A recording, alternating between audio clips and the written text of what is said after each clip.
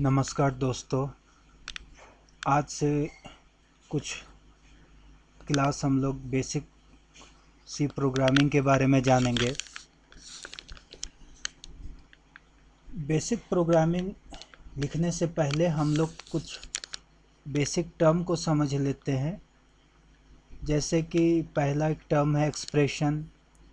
तो कोई भी ऑपरेटर, कांस्टेंट, वेरिएबल, फंक्शन, ये सब के कॉम्बिनेशन को हम एक्सप्रेशन बोल सकते हैं। जैसे a plus B, A by B, sum equal to A plus B, ये सब एक्सप्रेशन कहलाता है। स्टेटमेंट, कोई भी इंस्ट्रक्शन जो हम कंप्यूटर को देते हैं पार्टिकुलर टास्क के लिए, वो स्टेटमेंट कहलाता है।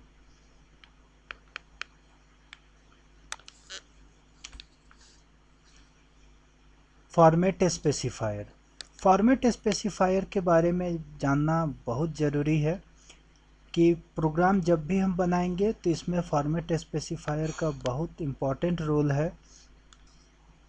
ये हम लोग को बताना पड़ता है किस डाटा टाइप को हम यूज़ कर रहे हैं, और ये हम लोग को जानना ज़रूरी है कि किस डाटा टाइप के लिए हमको क्या फॉर्मेट स्पेसिफायर लेना पड़ेगा। तो बिना प्रॉपर फॉर्मेट स्पेसिफायर के हम लोग प्रोग्राम को सही से लिख नहीं सकते हैं, वो एरर देगा। मोस्टली यूज जो है ये सब है। अगर हम इंटीजर टाइप का डाटा पे काम कर रहे हैं तो उसके लिए हम लोग %d लेते हैं, फ्लोट के लिए %f लेते हैं, कैरेक्टर के लिए %c लेते हैं, लॉन्ग int के लिए ld लेते हैं, स्ट्रिंग के लिए s लेते हैं।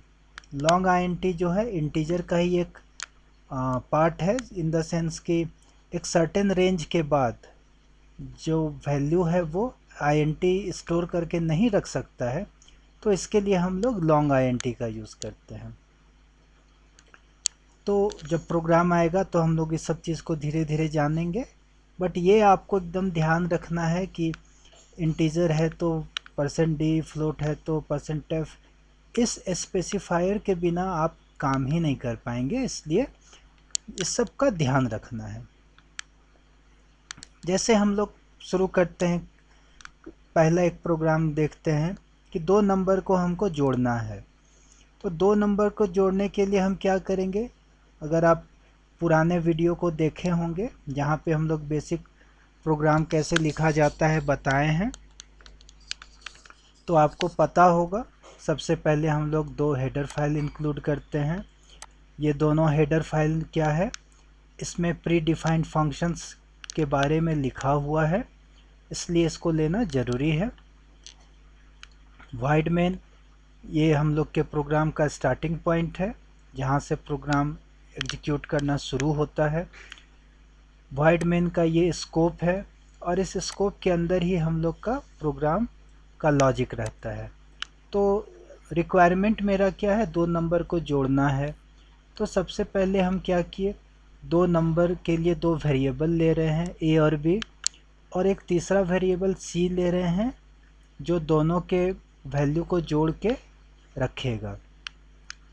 अब देखिए यहाँ पे हम लोग एक printf स्टेटमेंट, जैसा हम लोग पढ़ चुके हैं, printf का काम क्या है, स्क्रीन पे एक मैसेज डिस्प्ले करना जो भी डबल कोट्स में लिख दिए। तो ये क्या है, यूज़र से हम इनपुट मांग रहे हैं कि एक इनपुट दो, मतलब फर्स्ट नंबर इनपुट करो।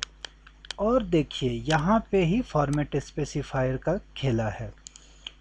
अब स्कैनफ के बारे में हम लोग को पता है कि ये यूज़र से डाटा इनपुट लेने का काम आता है।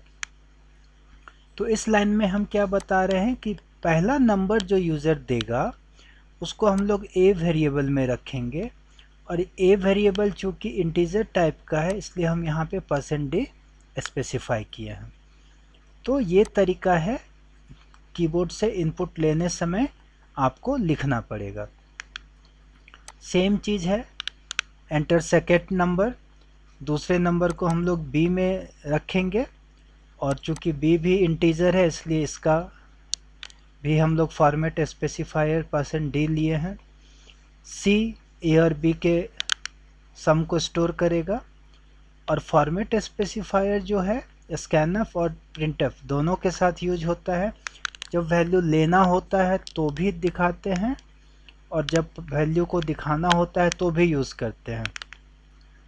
दोनों में सिर्फ ये अंतर है कि स्कैनफ के समय में ये एम्परसेंड का साइन रहता है जो मेमोरी लोकेशन को बताता है, और यहाँ पे ये देने का ज़रूरत नहीं रहता है। और बाकी चूँकि सी भी इंटीजर है तो यहाँ पे भी हमको % देना पड़ेगा। तो ये प्रोग्राम जब रन करेगा तो इस तरह से नंबर मांगेगा, फर्स्ट नंबर, सेकंड नंबर, और सम जो है, ये लाइन जो है वो सम प्रिंट कर देगा। इसी तरह से अगर हम एक दूसरा प्रोग्राम देखते हैं, हम लोग सेम प्रोग्राम को थोड़ा दूसरे ढंग से बना रहे हैं। इसमें भी 2 नंबर को जोड़ना ही है, बट यहाँ हम ये दिखाना चाह रहे हैं कि 2 नंबर को हम एक साथ भी इनपुट ले सकते हैं। प्रीवियस प्रोग्राम में हम लोग क्या किए थे, 2 अलग अलग स्कैनफ यूज़ किए थे, लेकिन यहाँ पे ये दिखाना चाह रहे हैं कि एक साथ भी यूज़ कर सकते हैं।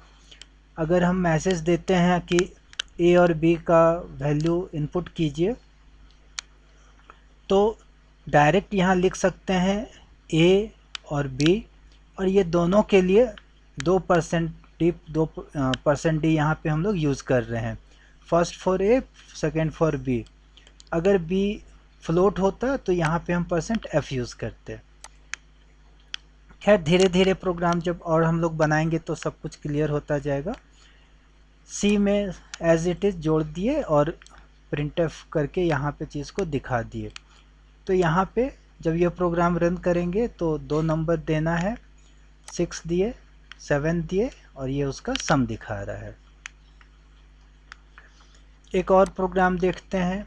अगर सिंपल इंटरेस्ट फाइंड करना है तो सिंपल इंटरेस्ट फाइंड करने के लिए हम लोग को फार्मूला पता ही है, P × T × R/100 होता है।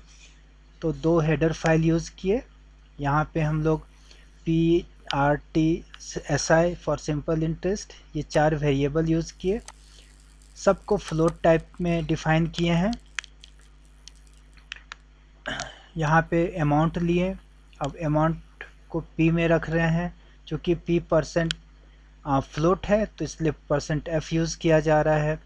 रेट भी फ्लोट है तो %f है, टाइम भी फ्लोट है तो %f है। सिंपल इंटरेस्ट में यहाँ पे फार्मूला सेट कर दिए, जो भी वैल्यू आएगा उसको 100 से मल्टीप्लाई करके सिंपल इंटरेस्ट निकालेगा, और इस चीज़ को यहाँ पे डिस्प्ले करा दिए। चूँकि SI वेरिएबल भी फ्लोट टाइप का है इसलिए यहाँ भी %f दिए हैं।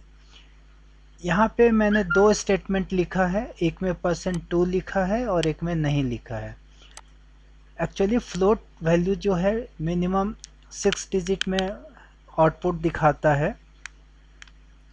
तो ये देखिए यहाँ पे अगर हम इस प्रिंटफ स्टेटमेंट को देखेंगे तो ये क्या करेगा, 2.5 पॉइंट के बाद 6 जीरो दिखाएगा, लेकिन जनरली हम लोग पॉइंट के बाद 2 डिजिट दिखाते हैं। तो ये फॉर्मेट स्पेसिफायर के साथ 0.2 लगा देंगे, जो इंडिकेट करेगा कि इस वैल्यू को दिखाओ बट 2 डिजिट डेसिमल में ही दिखाओ। तो इस तरह से हम अपने प्रोग्राम को रन करके देख सकते हैं, और इसके रन करा के आप देखिए, और जो तरह का भी प्रॉब्लम होगा हम लोग फिर आगे धीरे धीरे डिस्कस करते रहेंगे। ये सारे चीज़ को एक बार ध्यान से देखिएगा, अगर बना सके तो बनाइए, क्योंकि बना लेना सही रहेगा, क्योंकि धीरे जब आगे प्रोग्राम बढ़ते जाएंगे और पीछे का प्रैक्टिस नहीं रहेगा तो आपको समझने में दिक्कत होगा। इसलिए कोशिश कीजिए कि जो भी प्रोग्राम है उसको हम लोग बनाते चलें। Thank you.